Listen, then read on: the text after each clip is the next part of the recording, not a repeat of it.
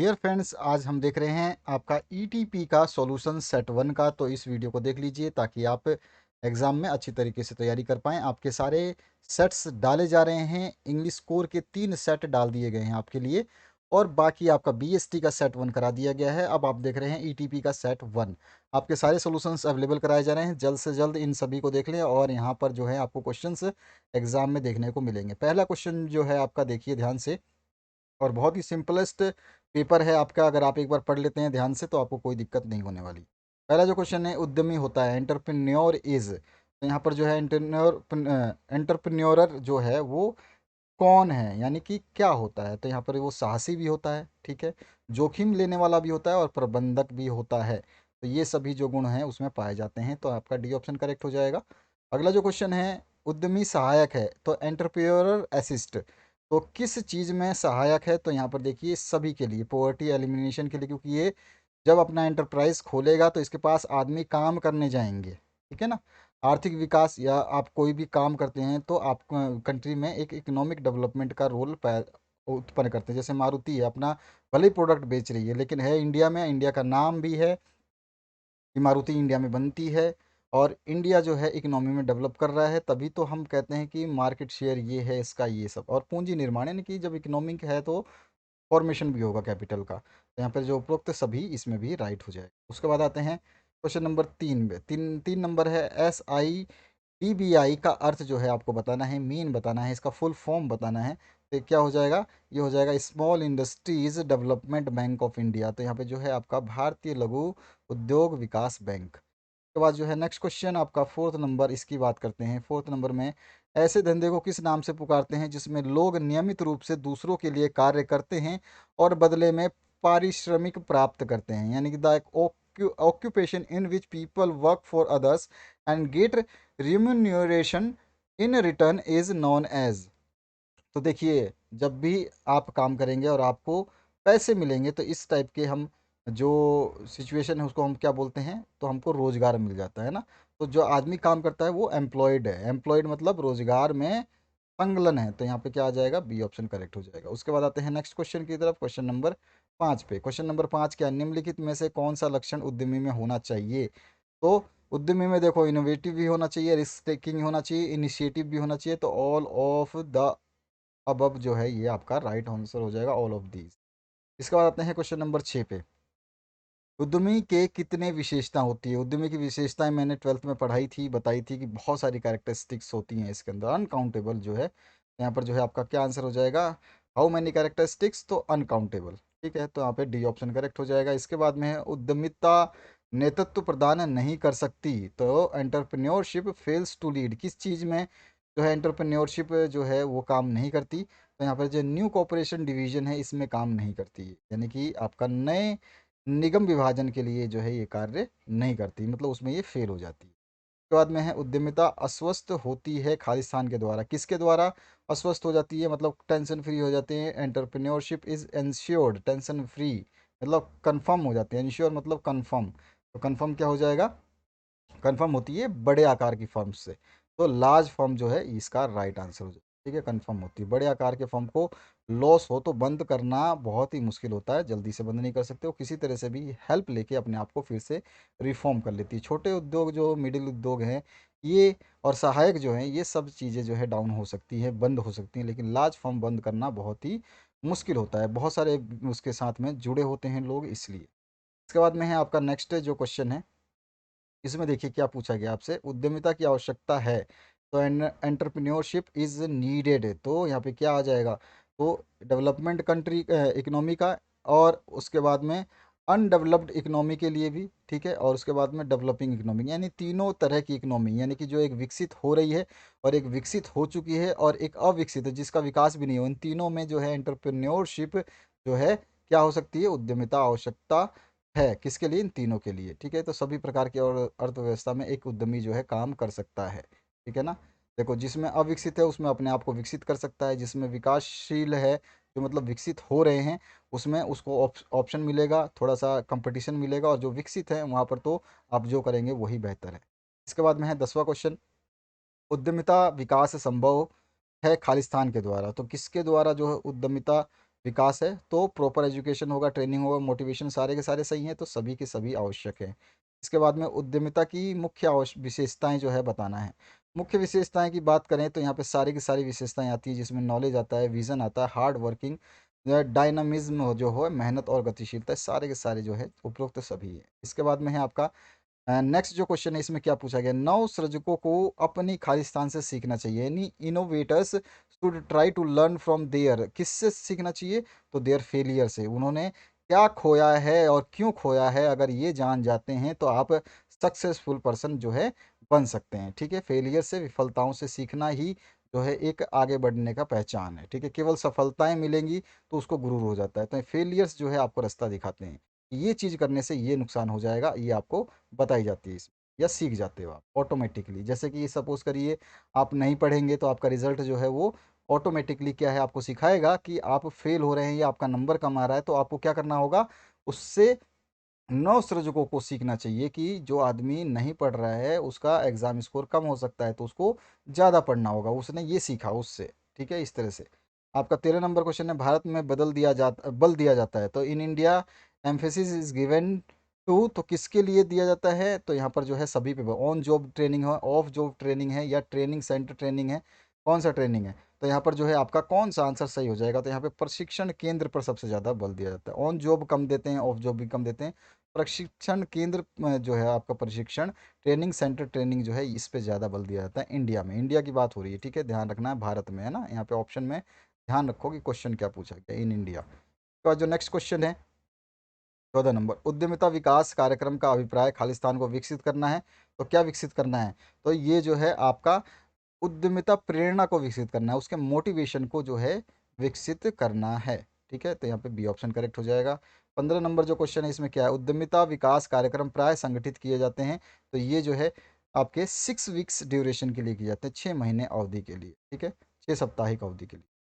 इसके बाद आता है आपका नेक्स्ट क्वेश्चन। नेक्स्ट जो क्वेश्चन है, इसमें क्या पूछा गया, उद्यमिता विकास कार्यक्रम प्रदान करता है, क्या करता है ये उद्यमिता विकास कार्यक्रम जो है, ये सेल्फ एम्प्लॉयमेंट, आपको सक्षम बनाता है कि आप अपना खुद का बिजनेस कर सकें, increase in skills of entrepreneur, जो उद्यमी बनना चाहता है उसके गुणों में विस्तार करता है, उनको सिखाता है कि कुछ चीज़ें आपको ये भी करनी चाहिए जब आप ये काम करते हो। ये जैसे कि हम सपोज़ करिए मैं टेलर की दुकान खोलना चाहता हूँ, या गारमेंट की, या मोबाइल की, किसी भी चीज़ की दुकान खोलना चाहता हूँ, तो मैं डायरेक्ट, मेरे पास पैसे होने से दुकान खोलने से वो दुकान नहीं चलेगी जब तक मेरे को उस दुकान में कैसे व्यवहार करना है, कैसे कस्टमर्स को अट्रैक्ट करना है, किस लोकेशन पे खोलना है, ये सारी चीज़ें इसमें आती हैं, है ना। तो एजुकेशन भी आ जाता है, ट्रेनिंग भी आ जाती है, सारी चीज़ें आ जाती है, तो ये सभी बिल्कुल सही है। समझ में आ रहा होगा आपको, बहुत सिंपलेस्ट लैंग्वेज में हम समझ रहे हैं इस चीज़ को।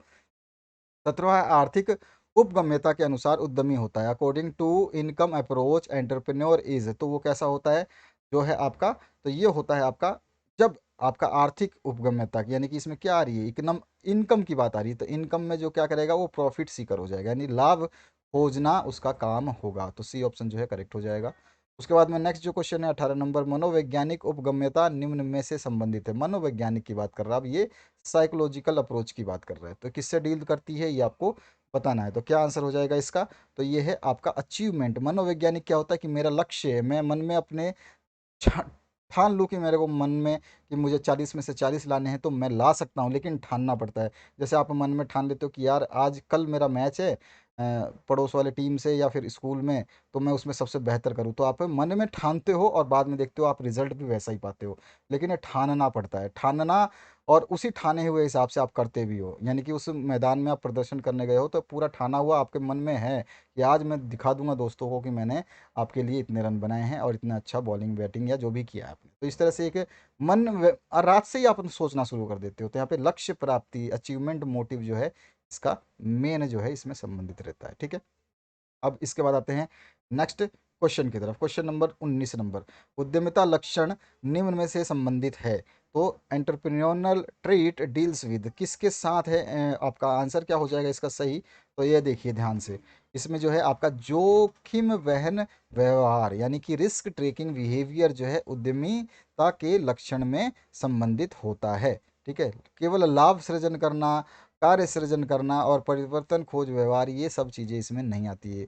मेन जो है आपका ट्रेड डील्स किससे करता है, ये मेन जो है रिस्क टेकिंग बिहेवियर से डील करता है कि रिस्क तो आपको लेनी होगी अगर आपको एंटरप्रेन्योर बनना है, क्योंकि हर कोई एंटरप्रेन्योर बन जाता, हर कोई एक शोरूम खोल के बैठ जाता, सबकी चुन्नी लाल जैसी दुकानें नहीं होती। तो इसको कहते हैं जोखिम लेना, यानी कि डूबेंगे तो कोई बात नहीं लेकिन हारेंगे नहीं। ठीक है, तो ये है बी ऑप्शन। इसके बाद आते हैं 20 नंबर पे। मौसम की भांति व्यवसाय भी सदैव हमारे साथ रहता है, यह कथन किससे संबंधित है? तो ये मैंने आपको बीएसटी में भी कराया है, तो बीएसटी में भी इसका आंसर क्या हो जाएगा? व्हीलर। इसके बाद में नेक्स्ट जो क्वेश्चन है, उद्यमिता के उप संबंध या अवरोध शोषित करते हैं, तो किस चीज से शोषित करते हैं? तो यहाँ पे जो आपका आंसर क्या आ जाएगा? ये नवसृजन यानी इनोवेशन को शोषित करते हैं। बैरियर्स जो है एंटरप्रेन्योरशिप में क्या करता है? ये स्फाइल करता है ये आपके नवसृजन को, इनोवेशन को। ठीक है, तो यहाँ पर जो है आपका ए ऑप्शन करेक्ट हो जाए। इसके बाद आते हैं 22 नंबर पे। अभिप्रेरणा के अंतर्गत निम्न तत्वों में से नहीं आता है। तो अभिप्रेरणा क्या होता है? मोटिवेशन। ठीक है, does not consist of the following. तो मोटिवेशन जब आप किसी को करते हैं तो इसमें से कौन सी चीज़ जो है इस आप उनमें से शामिल नहीं करते? तो इसमें मोटिवेशन में जो है एक ही चीज़ हम शामिल नहीं करते, जीवन लक्ष्य। ठीक है, मिशन जो है मोटिवेशन में शामिल नहीं किया जाता। मोटिव जो है, मोटिवेशन किस लिए हम मोटिवेशन दे रहे हैं ये शामिल होता है। ठीक है, व्यवहार जो है मोटिवेशन के लिए बहुत ज़रूरी है, और लक्ष्य गोल जो है ये आपका जो है ओरिएंटेड होता है। मोटिवेशन हमेशा गोल ओरिएंटेड होता है, जीवन लक्ष्य नहीं होता। जीवन लक्ष्य मिशन यानी कि आपके जीवन से संबंधित है, वो आपका गोल जो है एक आप क्या करना चाहते हैं, और जीवन लक्ष्य जो है ये आपकी उपलब्धियों में आपके साथ साथ जीवन के साथ बदलता रहता है। ठीक है, इसके बाद आते हैं नेक्स्ट क्वेश्चन पे। 23 नंबर में है, कार्य पर स्वयं विकास आवश्यकताएं पूरी की जाती हैं। तो स्वयं विकास आवश्यकताएं कैसे पूरी जाती है? Self actualisation needs on the job are fulfilled by, किसके द्वारा?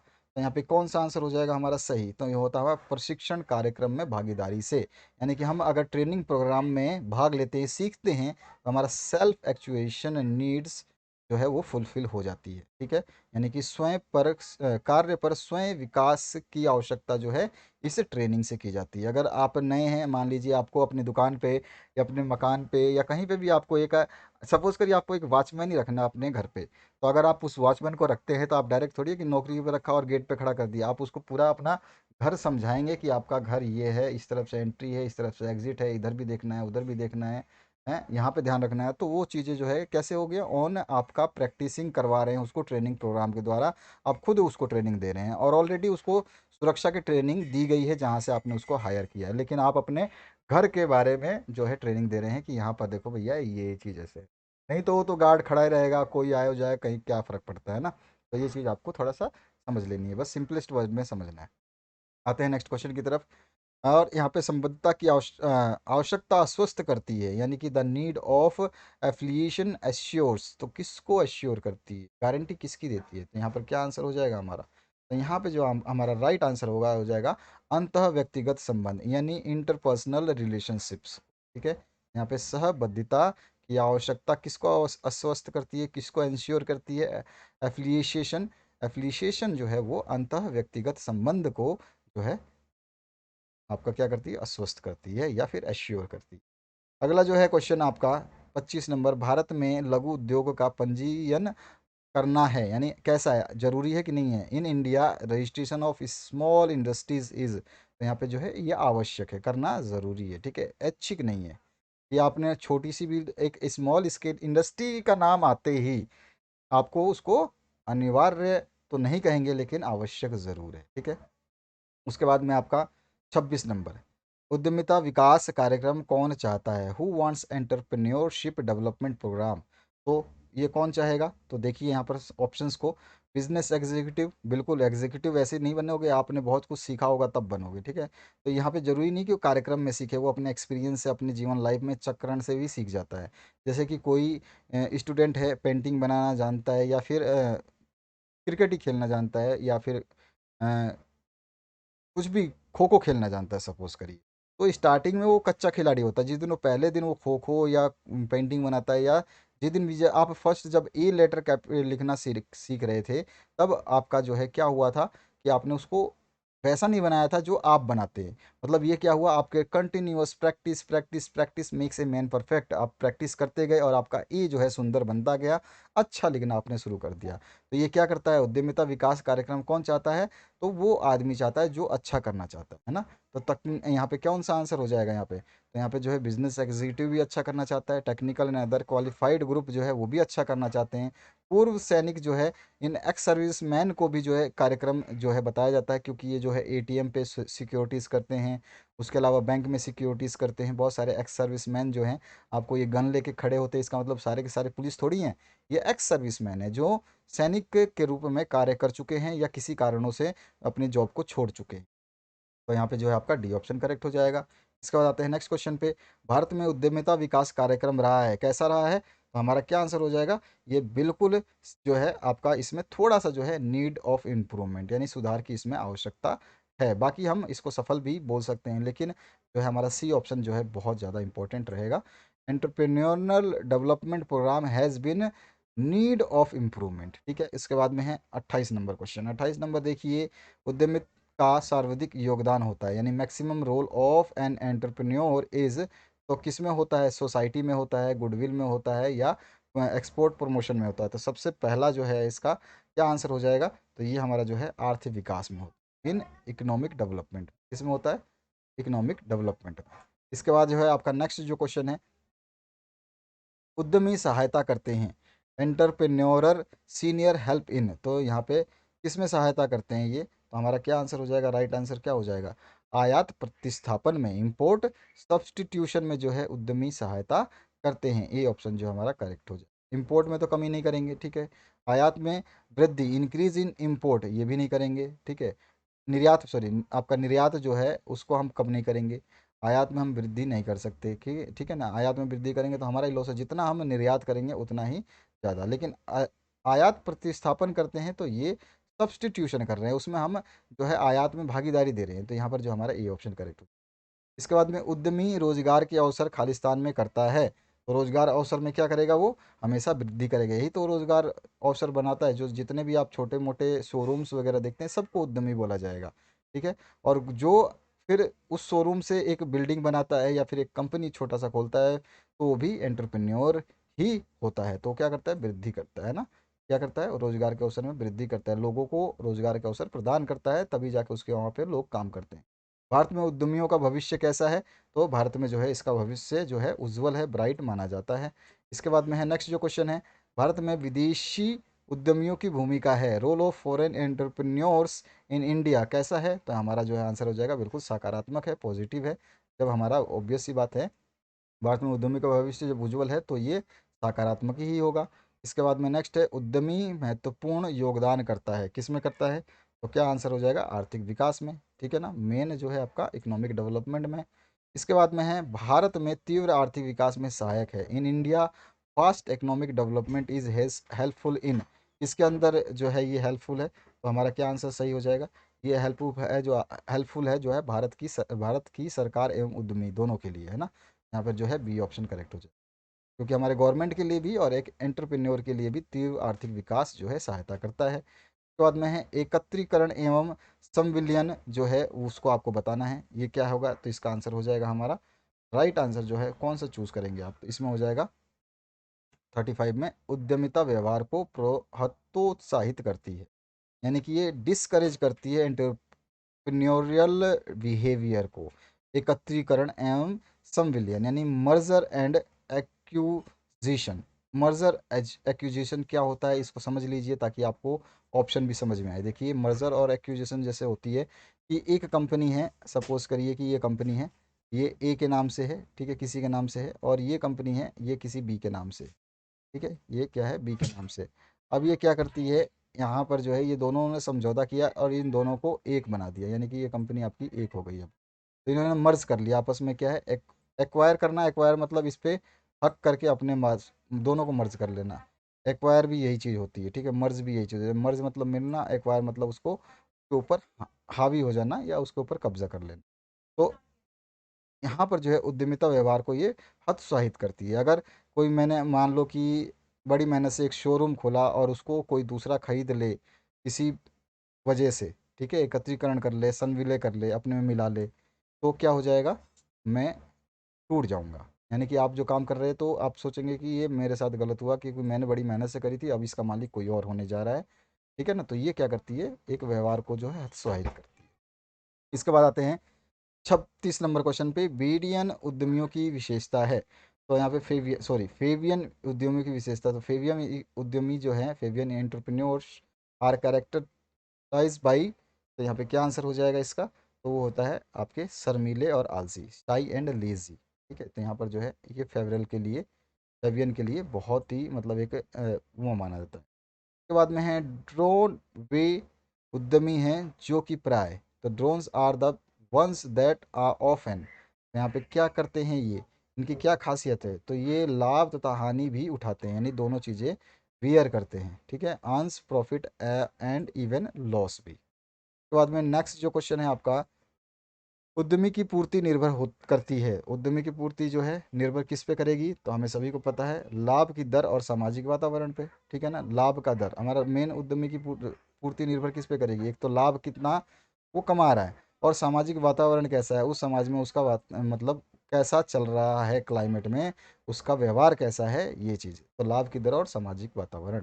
उसके बाद में नेक्स्ट जो है आपका, अंगीकारी उद्यमी तकनीकों को गोद लेते हैं, तो यहाँ पे कौन सा आंसर हमारा सही हो जाएगा, ये अन्य द्वारा विकसित जो होते हैं, जो मतलब किसी ने विकसित किया है, ठीक, डेवलप किया है किसी और ने, तो वो जो है अंगीकारी उद्यमी जो होते हैं, एडेप्टिव एंटरप्रेन्योर्स होते हैं। वो, उनका काम नहीं होता है खड़ा करना, वो क्या करते हैं, वो इतनी स्किल सीखते हैं कि जो खड़ा बिजनेस है उसको वो एक्वायर कर लेते हैं। ठीक है, उसको जो है क्या करते हैं, विकसित जो किसी के दूसरे के द्वारा कोई बिजनेस डेवलप किया गया है उसको वो एडिक्वेट कर लेते हैं, अडॉप्ट कर लेते हैं, गोद ले लेते हैं, अपना लेते हैं, भले उसके बदले में वो जो भी उसको देना है पैसे देंगे।